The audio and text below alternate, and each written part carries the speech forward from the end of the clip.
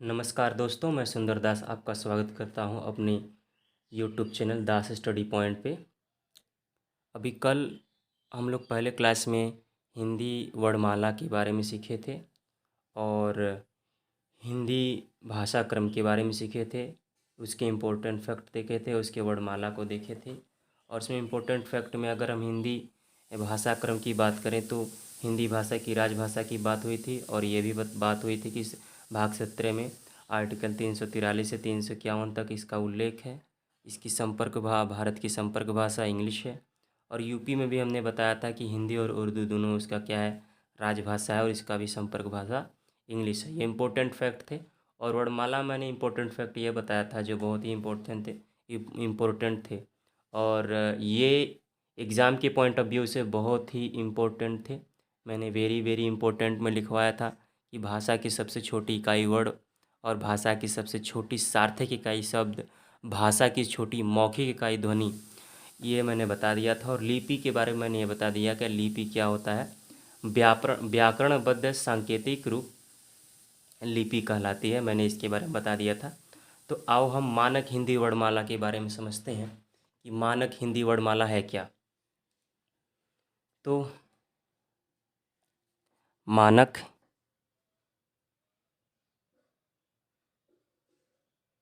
हिंदी वर्णमाला, ठीक है।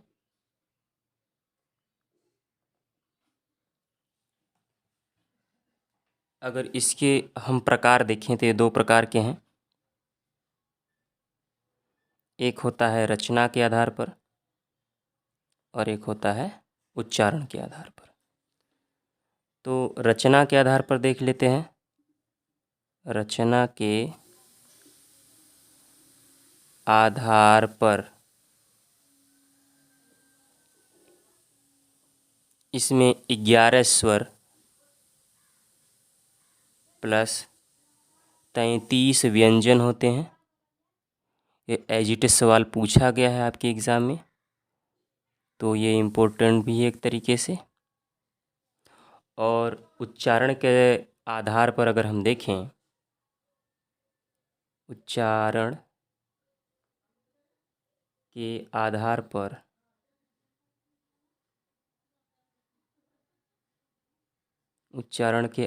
पर तो इसमें 13 स्वर, 33 व्यंजन प्लस 4 संयुक्त व्यंजन होते हैं। 4 संयुक्त व्यंजन होते हैं। तो रचना के आधार पर हम लोग और उच्चारण के आधार पर हम मानक हिंदी वर्णमाला को देखेंगे। तो पहले हम ये जान लेते हैं स्वर। स्वर है क्या? तो हम ये स्वर बोलेंगे कि हम स्वर उन्हें कहेंगे। पहले स्वर का अगर हम संधि विच्छेद करें तो संधि विच्छेद क्या हो जाएगा? सु प्लस अर, सु प्लस अर। यानी हम यह कह सकते हैं सु का मतलब क्या हो गया, यहाँ पर हम बोलेंगे स्वतंत्र।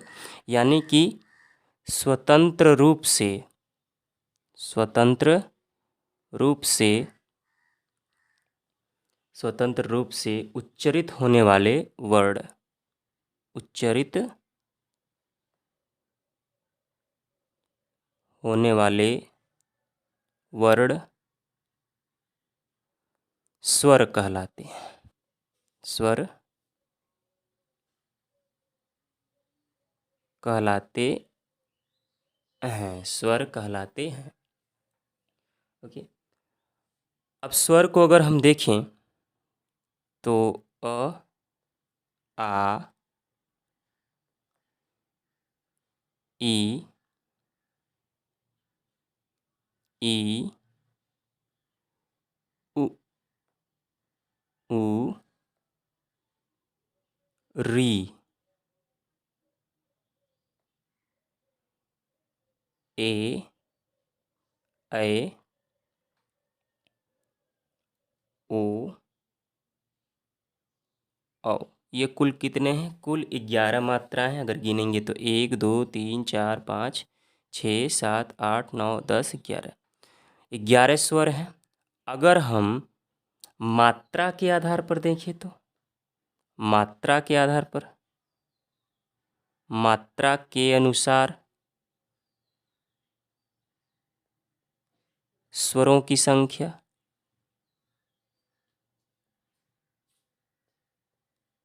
स्वरों की संख्या तो क्या हो जाएगी? आ, ये हो गया।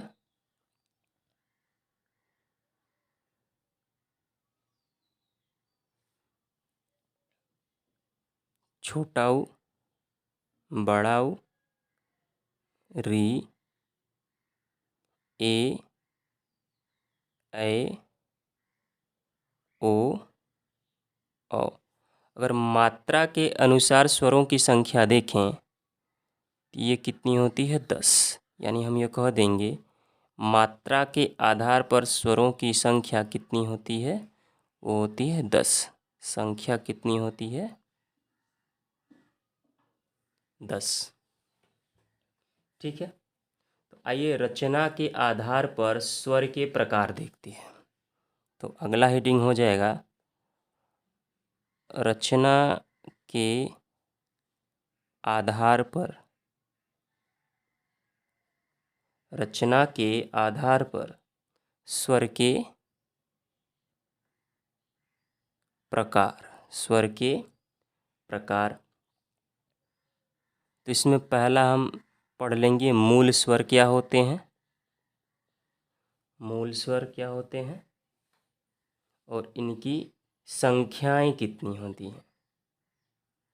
तो हम इसमें लिखेंगे जिन्हें उच्चरित करने में, जिन्हें उच्चरित करने में कम समय लगता है, कम समय लगता है, कम समय लगता है, मूल स्वर कहलाते हैं। और इनकी संख्या जो होती है वो 4 होती है। इनकी संख्या 4 होती है। वो कौन कौन से होते हैं? लिख सकते हैं हम इसको। अ, छोटी ई, छोटा ऊ और री, ये 4 मूल स्वर हैं। दूसरा, उसके बाद एक आता है संधि स्वर। संधि स्वर। अब संधि स्वर क्या होते हैं उसके बारे में हम लोग थोड़ा सा जान लेंगे। हम ये कहेंगे मूल स्वर से अधिक समय लगता है। इसमें हम कह देंगे जिन्हें उच्चरित करने में, यानी बोलने में, उच्चरित करने में, उच्चरित करने में मूल स्वर से अधिक समय लगता है। मूल स्वर से अधिक समय लगता है, लगता है।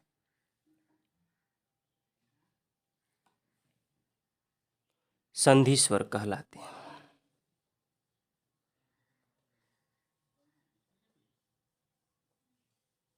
संधि स्वर कहलाते हैं। ठीक है। जैसे में अगर देख लिया जाए, अ में अगर अ को जोड़ दिया जाता है तो बड़ा आ बन जाता है।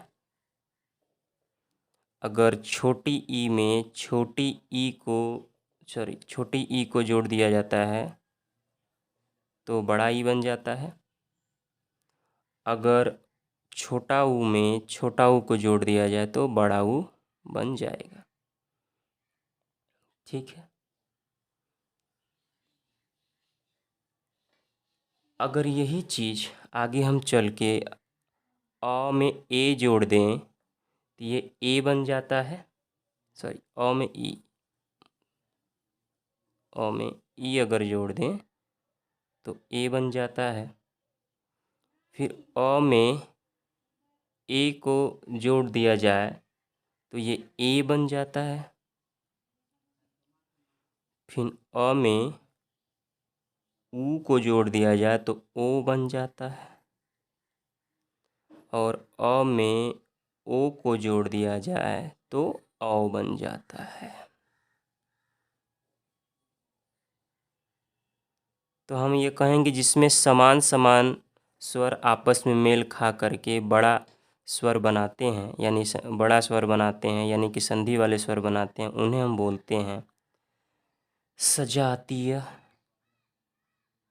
सजातीय स्वर। और हम ये भी कह सकते हैं कि अगर जिसमें भिन्न भिन्न स्वर आपस में मिल करके बड़े स्वर का निर्माण करते हैं तो हम इसको बोलते हैं विजातीय स्वर। और एक इसका नाम है, हम इसको बोल सकते हैं संयुक्त स्वर, और इसको बोल सकते हैं स्वतंत्र स्वर।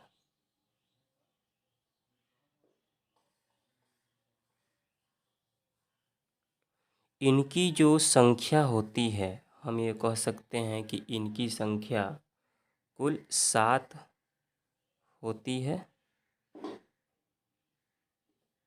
जिन्हें संधि स्वर कहा जाता है, जिन्हें संधि स्वर कहा जाता है। आगे हम देखेंगे उच्चारण के आधार पर स्वरों की संख्या। तो ध्यान देंगे उच्चारण के आधार पर।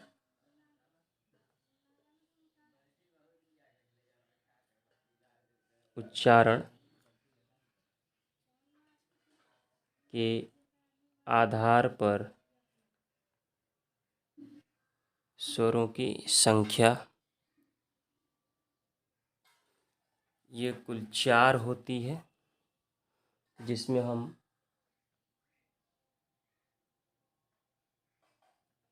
पहला लिख सकते हैं।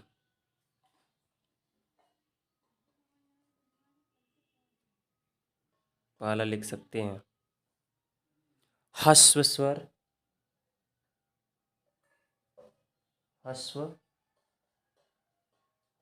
ह्रस्व स्वर, या इसी को लघु स्वर भी बोलते हैं, और इसकी संख्या 4 होती है। कौन कौन सी? अभी मैं पीछे लिखवाया था। अ, छोटा ई, छोटा ऊ और री। इसकी संख्या 4 होती है। दूसरा होता है दीर्घ स्वर।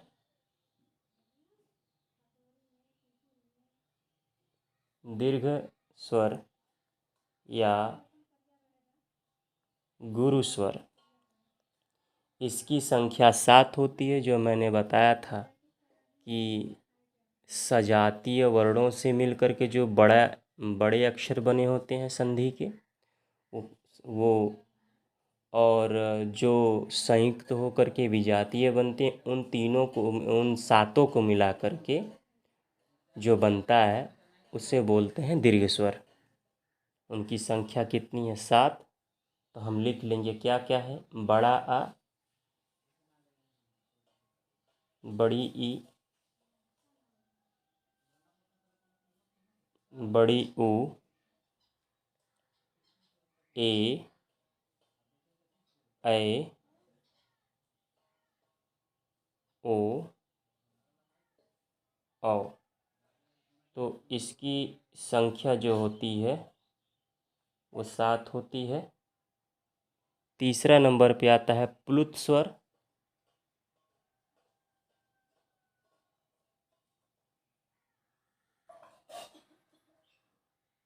प्लुत स्वर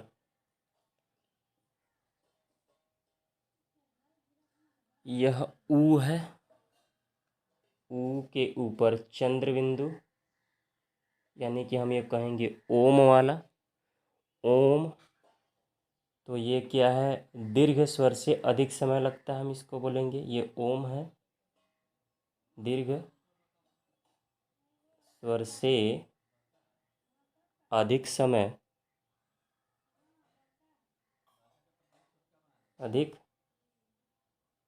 समय लेगा, जिसको हम प्लुत स्वर कहेंगे, और इसकी संख्या केवल एक होती है।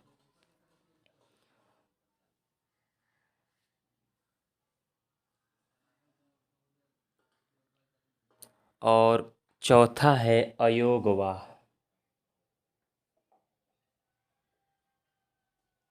अयोगवाह, इसमें दो स्वर आते हैं अनुनासिक, एक वो हम बोलते हैं अनुनासिक स्वर, और एक को बोलते हैं विसर्ग। अनुनासिक विसर्ग और अनुनासिक स्वर, यानी इसमें कौन कौन से होंगे, अंग, अहर, अह, इन दोनों को मिलाकर क्या होता है, अयोगवाह। तो टोटल अगर हम काउंट करें तो 7 और 4 देखा जाए 11, 11 2 13 और 1 14। तो आप ये कहेंगे कि संख्या उच्चारण के आधार पर स्वरों की जो कितनी थी 13 लिखा है, लेकिन है तो 14। लेकिन इस ये प्लुत स्वर जो है, उच्चारण के आधार पर इसका उच्चारण तो किया जाता है लेकिन लिखा कहीं नहीं जाता। तो हम इसको एक वाला स्वर हम जो है अपवाद में लेकर के चलते हैं। तो चलिए कुछ चीज़ों के बारे में हम समझ सकते हैं।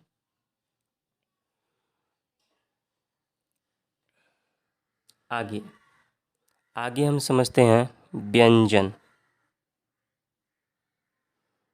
व्यंजन के बारे में समझते हैं, व्यंजन क्या होते हैं।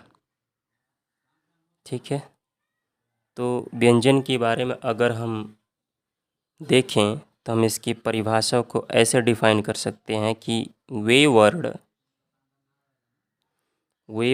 जो स्वर की सहायता से, स्वर की सहायता से, स्वर की सहायता से उच्चरित होते हैं, उच्चरित होते हैं, उच्चरित होते हैं, व्यंजन कहलाते हैं। व्यंजन कहलाते हैं, व्यंजन कहलाते हैं। व्यंजन का वर्गीकरण अगर हम देखें, अगला हेडिंग हो जाएगा व्यंजन का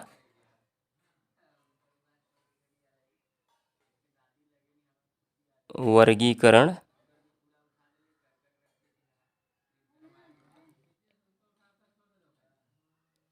तो पहले हम ध्यान देंगे कंठ्य,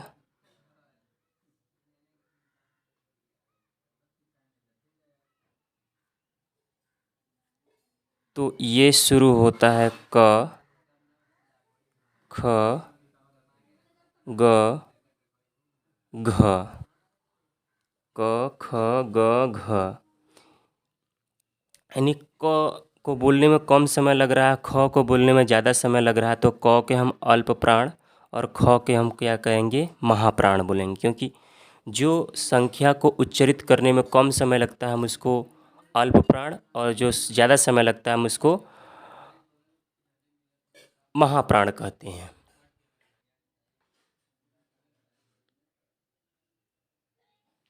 अंग,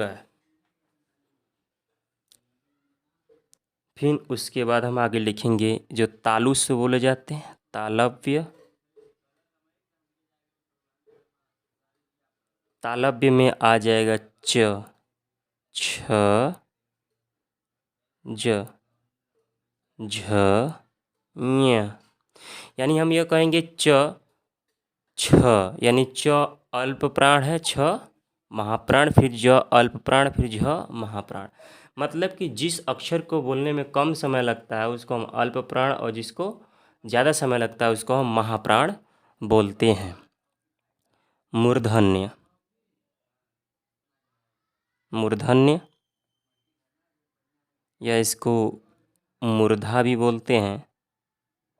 तो हम इसमें लिखेंगे ट, ठ, ड, ढ, ण। यानी यानी हम अपनी जिह्वा को ऊपर टच करके थोड़ा सा क्या है मोड़ करके उसको बोल रहे हैं, तो हम उसको मूर्धा बोलेंगे। उसके बाद दंत्य, दंत्य स्वर, या हम इसको बोलेंगे दंत, दोनों वर्तनी से शुद्ध है।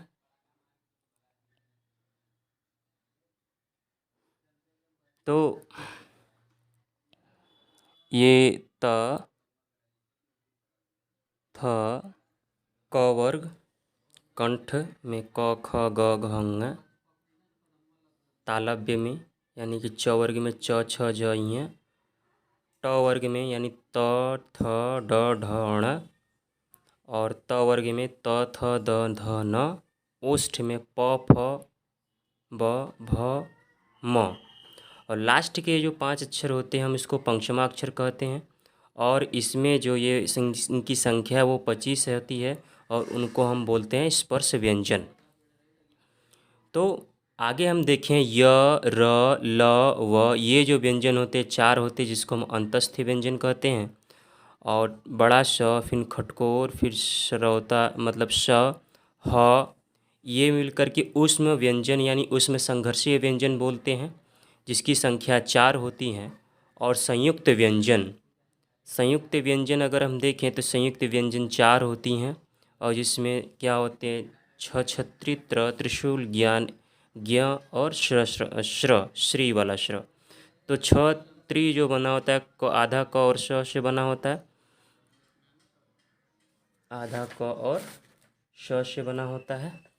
त्र त प्लस र से बना होता है। और ज्ञ ज प्लस ञ, और श प्लस र से मिलकर के बना आता है, जो बहुत ही इम्पोर्टेंट फैक्ट है। यह हर एक एग्ज़ाम में लगभग जिसमें भी जो भी हिंदी के सिलेबस में आते हैं उसमें लगभग यह क्वेश्चन आ ही जाता है, देखने को मिल ही जाता है।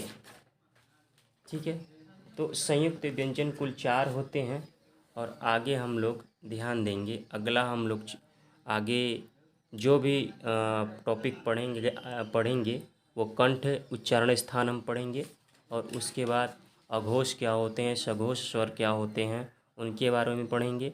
अघोष हम अभी आज ही बता देते हैं अघोष क्या होता है, मैं थोड़ा सा आपके दिमाग में बना रहे कि वे वर्ड जिन्हें उच्चरित करने में स्वर तंत्रियों में कंपन न हो, प्रत्येक वर्ग का पहला, दूसरा तथा तालव्य श, मूर्धन्य ख खटकोर वाला, और दंत श, ये सब जो होते हैं ये अघोष कहलाते हैं। और सघोष हम वे बोलेंगे कि वे वर्ड जिनको उच्चरित करने में स्वर तंत्रियों में कंपन हो या घोष हो मतलब होते हैं, उन्हें सघोष कहते हैं या घोष वर्ड कहलाते हैं। हर वर्ग का तीसरा, चौथा और पांचवा वर्ड अंतस्थ व्यंजन अथवा सभी स्वर सघोष कहलाते हैं। तो ये हम चीज़ें कल इसको डिटेल में पढ़ेंगे, और इसमें इम्पोर्टेंट फैक्ट्स भी हैं जो कि क्वेश्चंस में बहुत ही ज़्यादा देखने को मिलते हैं हर एक एग्ज़ाम में। यूपी गवर्नमेंट के एग्ज़ाम में जो हिंदी भाषी एग्ज़ाम होने वाले हैं, जिसमें जैसे यूपीएसआई, यूपी ट्रिपल एससी और कांस्टेबल हो गया, यूपी कांस्टेबल, इनमें इनकी क्वेश्चनों की संख्या काफ़ी होती है। तो आशा करता हूँ कि मेरा ये वीडियो आपको अच्छा लगा होगा, और अगर अच्छा लगा तो लाइक, सब्सक्राइब और शेयर करना ना भूलें, और क्लास को अच्छी तरीके से एंजॉय करिए। नमस्कार।